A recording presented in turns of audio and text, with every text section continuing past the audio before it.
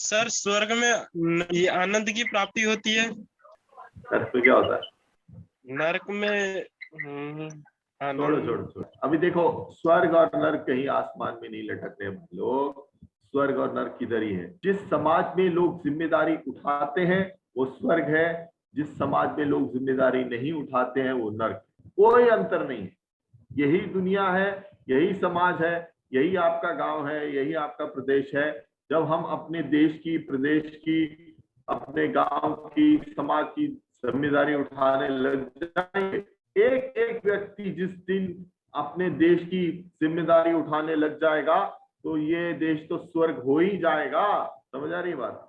आपको मालूम है जब ये 26/11 की घटना जब हुई है तो वहां पर ताज होटल में लोग वहां से कराची से या जहां से भी आतंकवादी आए और उन्होंने आके वहां पे हमला किया।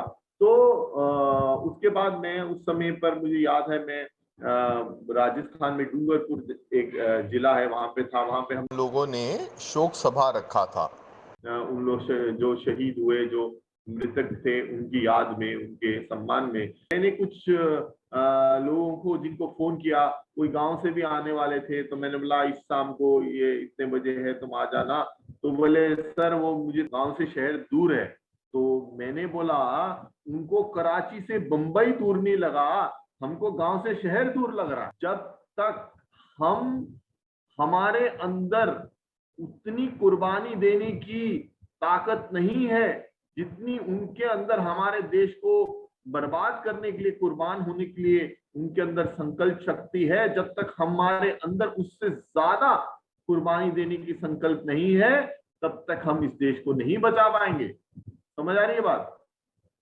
तो अपने आप कुछ ठीक नहीं होता है। ऐसे बोला सब ठीक हो जाएगा जी, भगवान की सब इच्छा है, अपने आप कुछ ठीक होता नहीं है, उसको ठीक करना पड़ता है।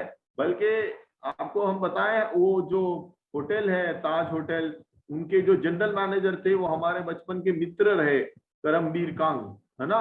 और हमारे पिताजी मिलिट्री में थे, उनके पिताजी भी मिलिट्री से ही रिटायर हुए थे। बहुत जिगरी दोस्त थे, लंगोटिया यार कह सकते हैं।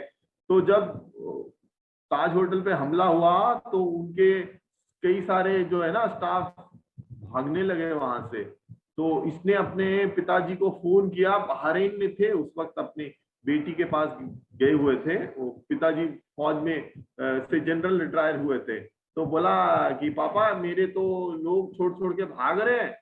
तो उन्होंने क्या उत्तर दिया? उनके पिताजी ने कहा तू शेर का पुत्र है, तुझे कहीं जाना नहीं है। और वो वहां से नहीं हिले। और उनके दो बच्चे जो होटल में ही थे उस वक्त और पत्नी, वो तीनों उस घटना में शहीद हो गए, भगवान को प्यारा हो गए। पर उन्होंने अपना जो है ना पोस्ट नहीं छोड़ा, अपनी ड्यूटी, कर्तव्य निभाते रहे। बट कहने का उद्देश्य ये है कि जब तक हम अपने देश को बचाने के लिए, कुर्बान होने के लिए तैयार नहीं है तब तक हम इस देश को कैसे बचाएंगे? यस। तो स्वर्ग और नर्क कहीं आसमान में नहीं लटक रहे हैं। स्वर्ग और नर्क कहाँ है? यही है, इसी धरती पे है। जब हम समाज की जिम्मेदारी लेते हैं, जब दायित्व उठाते हैं तो स्वर्ग है, और जब हम जिम्मेदारी नहीं लेते हैं वही समाज नर्क बन जाता है। हम जिम्मेदारी लेने लग जाएं, सब लोग सोचने लग जाएं भारत देश में कि हम प्लास्टिक की गंदगी नहीं फैलाएंगे, हाँ, हम कूड़ा कचरा इधर उधर नहीं फेंकेंगे, हाँ, हम हर चीज का नियमों के पालन करते हुए आगे बढ़ेंगे। कुछ भी हो जाए हम किसी को रिश्वत नहीं देंगे, कुछ भी हो जाए, कोई कितना भी प्रलोभन क्यों ना दे, हम अपनी वोट को नहीं बेचेंगे। हाँ, तो कैसे नहीं बदल जाएगा? बदलेगा ही। मैं आपको एक बहुत छोटा सा एक उदाहरण देता हूं। देखिए, हम सब आपस में जुड़े हुए हैं, एक ही चेतना से जुड़े हुए हैं। मुझे याद है हमारे देश का एक हवाई जहाज का अपहरण हुआ था, तालिबान के उधर ले गए थे कांदाहार में, और भारत सरकार ने तब तालिबान के सामने घुटने टेक दिए, 3 आतंकवादियों को छोड़ दिया। वहां से भारतीय जो पैसेंजर थे, जो भारतीय यात्री थे उनकी जान बचाने के लिए। तो मुझे बहुत दुख लगा। ये आज से पूरे 21 साल पहले की बात है, 21.5 साल की, नवंबर दिसंबर की घटना है, मुझे भी याद है। तो मैंने बोला कैसा नकम्मा निकारा देश है हमारा, मुट्ठी भर आतंकवादियों के सामने हमने घुटने टेक दिए। उसी दिनों की बात है, 2-4 दिन आगे पीछे की बात है। मैं इधर ही दिल्ली में गाड़ी चला रहा था अपनी कार से, ऑफिस से कहाँ से आ रहा हूँ वापस घर, जहाँ से कालका जी इधर दिल्ली में पड़ता, उसके पास की बात है। तो मैं फोन पे बात कर रहा था, इतने में पुलिस वाले ने हमको रोक लिया। मोबाइल पे बात कर रहे, गाड़ी चला रहे हैं। तो उसने कुछ फाइन वाइन लेना चाहा हमसे। तो हमने बोला अरे ये फाइन वाइन 1000-2000 ले लेगा। तो हमने उसको 100-200 रुपया हाथ में दिया और हमने छुट्टी किया। तो जैसे ही मैंने उसको वो 200 रुपया दिया, मेरे दिल में पहली बात ये आई, मैं अपने प्रधानमंत्री को दोष दे सकता हूं क्या कि उसने 3 आतंकवादियों की रिश्वत दी या हवाई यात्रियों को छुड़वाने के लिए? नहीं दे सकता, क्योंकि मैं भी तो वही कर रहा हूं। जिस दिन तक मैं नहीं ये बदलूंगा तो ये बदलने वाला नहीं है ना। तो मैं किसी पार्टी विशेष के बारे में या किसी के बारे में कुछ नहीं कहना चाह रहा हूं, बट मूल बात यह है, कोई भी पार्टी आए, कोई भी प्रधानमंत्री आए, ये देश उसी दिन सुधरेगा जिस दिन हम सब सुधरेंगे। हमको बदलना पड़ेगा, हमको सुधरना होगा, तब सुधार आएगा। तो किसी स्वर्ग और नर्क की कल्पना में या स्वर्ग और नर्क के इंतजार में आप बैठे नहीं रहना, ठीक है ना। जिस दिन हमने अपने समाज की जिम्मेदारी ले लिया, उस दिन हमारा देश स्वर्ग बन जाएगा। और जब तक हम अपने देश की जिम्मेदारी नहीं उठाएंगे पूर्णता, तब तक जैसा है वैसा ही चलता चले जाएगा। इसलिए भारत बदल चलता है जी, ठीक है। तो अपने आप कुछ बदलता नहीं है, अपने आप कुछ सुधरता नहीं है, इसको सुधारना पड़ता है, इसको बदलना पड़ता है। और भड़केगा जो शोला सा हमारे दिल में है, सरफरोशी की तमन्ना हमारे दिल में है, ठीक है ना। तो हमारा एक एक युवक जो है, उसके अंदर ऐसे वीर शूरवीरों का खून है कि वो आज भी अपने देश के लिए क्या नहीं कर ले। हाँ, पर हर व्यक्ति को एक दिशा की, एक प्लेटफॉर्म की, एक मार्गदर्शक की आवश्यकता होती है। तो हमारा सौभाग्य है कि हमारे बीच पूज्य गुरुदेव जैसे महापुरुष इस धरती पे है। हम 100 साल पहले या 100 साल बाद में भी पैदा हो सकते थे। आज हम इस धरती पे हैं जब पूज्य गुरुदेव हैं, तो ये हमारा सौभाग्य है। नहीं तो आगे पैदा होते बाद में तो किताब में खोल के पढ़ते कि ऐसे महापुरुष इस धरती पे आए थे। तो हमको किसी सुनहरे पल का इंतजार नहीं करना, किसी विशेष मौके का इंतजार नहीं करना, हमको जिम्मेदारी उठानी है। हम नहीं तो ऐसे मतलब अधमरे जीवन जी रहे हैं, सोते सोते। चलो ठीक है यार, मेरा भी कुछ हो जाएगा, कोई नहीं सोचता वाह मैं खास हूं, मैं कुछ खास करने के लिए धरती पे आया हूं, आई एम स्पेशल। अपने आप को ऐसा नहीं समझते, सोचते चलो ठीक है यार मेरा भी कुछ हो जाएगा। तो ये हम आधा अधूरा बुझा बुझा जीवन जीने का कोई मतलब नहीं है। हमको अपना जीवन में 100% देना है, और जब 100% देंगे, हमारा रोम रोम हमारे जागरूक हो जाएंगे। आपको मैं बताऊं कि भारत का पहला आजकल ओलंपिक गेम्स चल रही है, मैंने शायद ये चर्चा पहले भी की है आपसे, फिर भी मैं करना चाहूंगा कि ओलंपिक गोल्ड मेडल पहला किसको मिला? बीजिंग ओलंपिक में अभिनव बिंद्रा को मिला ना। तो अभिनव बिंद्रा, उनका ईमेल आईडी क्या है? उनका ईमेल आईडी है गो फॉर गोल्ड। उनका ईमेल आईडी क्या है? Go for gold. वो अपने कण कण से, रोम रोम से बीजिंग ओलंपिक्स में सिर्फ और सिर्फ गोल्ड मेडल पाने के लिए गए थे, ना ब्राउन्स ना सिल्वर।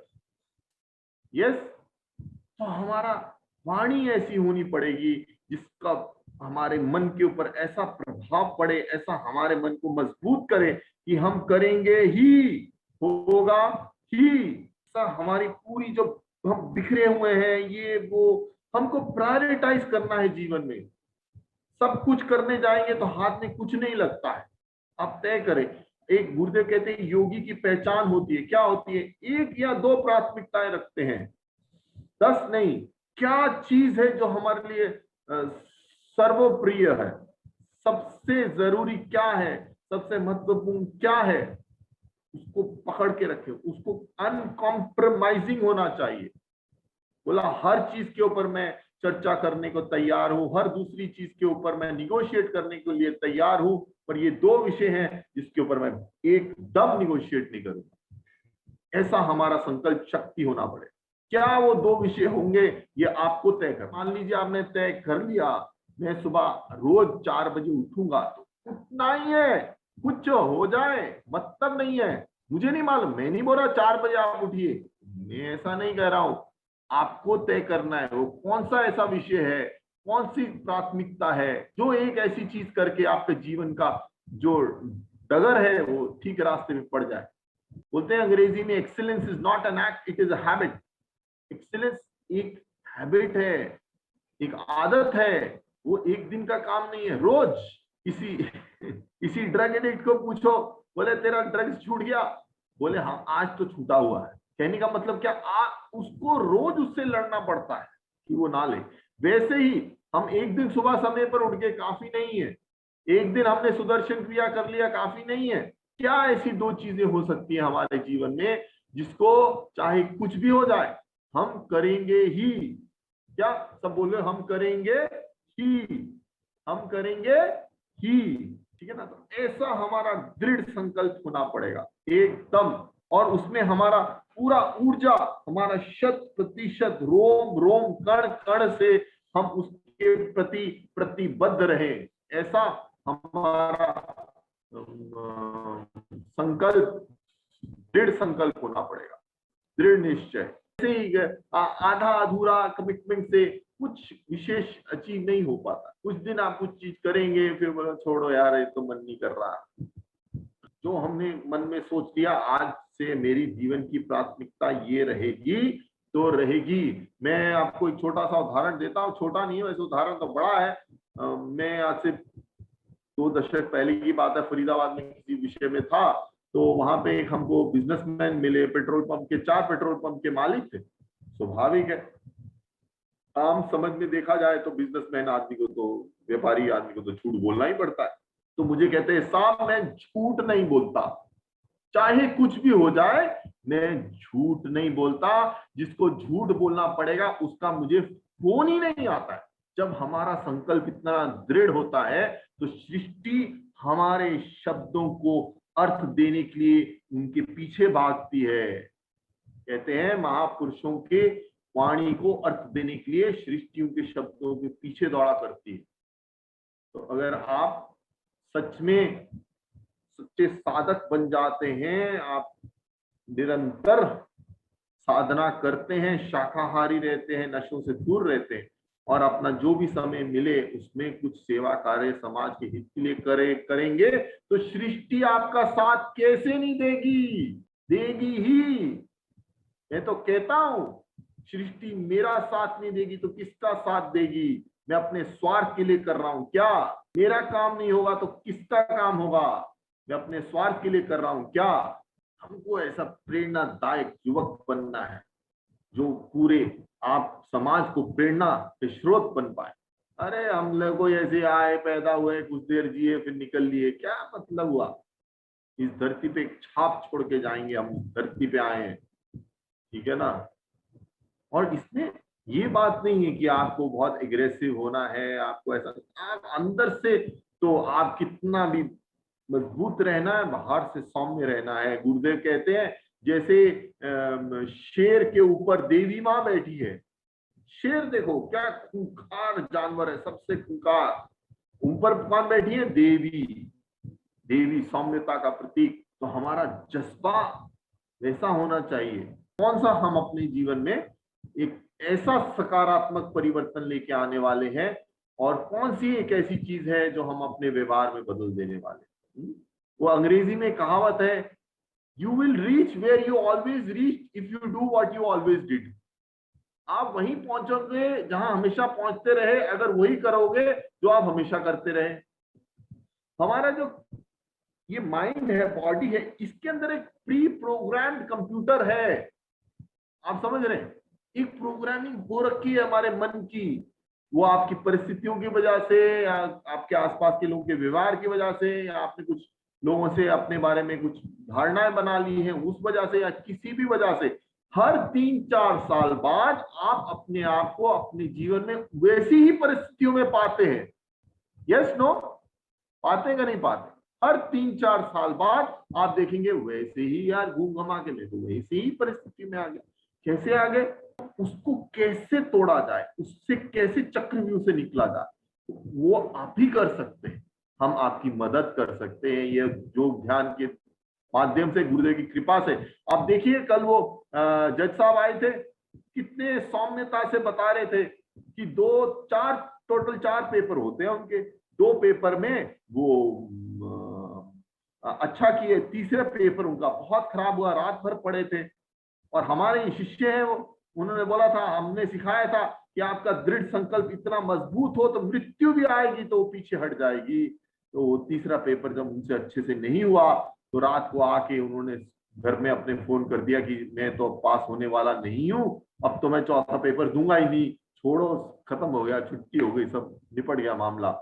तो रात को वो सो नहीं पाए, रात को उनको कहीं से वो व्हाट्सएप में या किसी ईमेल में या फेसबुक पे सर्च करते करते ऐसे ही कोइंसिडेंस गुरुदेव का एक मैसेज मिल गया कि जो भी करो उसको आखिरी तक करो, बिल्कुल लास्ट तक करके छोड़ो।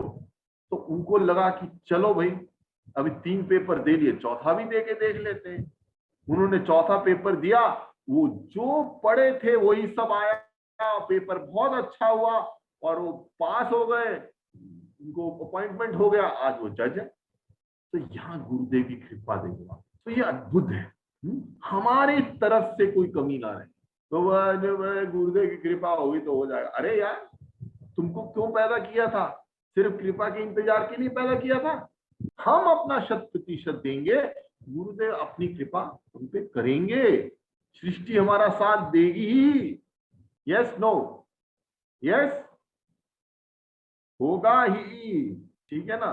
तो ऐसा नहीं तो किसी को जाके मत बोलना समीर जॉली से हमने वाईएलटीपी किया था। हमसे जो वाईएलटीपी करेगा उसका संकल्प ऐसा होना चाहिए, दृढ़ एकदम, है ना? और अगर नहीं हम अपने 100% दे पा रहे, आपकी प्रतिभाएं खिलेंगी नहीं, हमारा जन्म लेना सार्थक होगा ही नहीं। अपने बारे में डिप्रेशन में रहते, हाय मैं दुखी हूँ, मेरे साथ अन्याय हुआ, अत्याचार हुआ, सबने खराब किया, ये वो, ऐसा ऐसा सोच सोच के अपने ऊपर करुणा कर करके दिमाग को जंग लगा लेते हैं हम। तो जब आपकी कण कण से, रोम रोम से ऐसी ऊर्जा आएगी, आपका पूरा मस्तिष्क का एक एक सेल खुल जाएगा, ऊर्जा से एकदम आप पूर्ण हो जाएंगे। फिर लगेगा कि हम जी रहे हैं यार, तब तो जीने का कोई मजा है।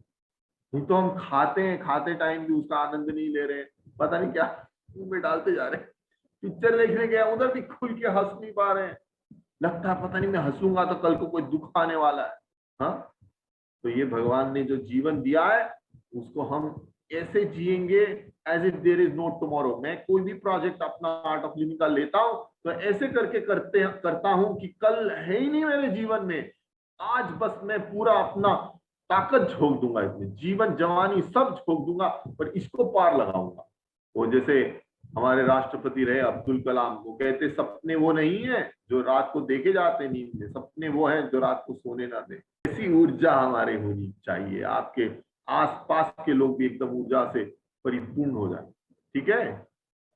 यस यस, आप हमारे सामने होते तो हम आपको बहुत ही झंझोर देते, अभी तो आप ऑनलाइन में ही है हमारे सामने में, तो भी हम काफी जान फूकने की क्षमता रखते हैं।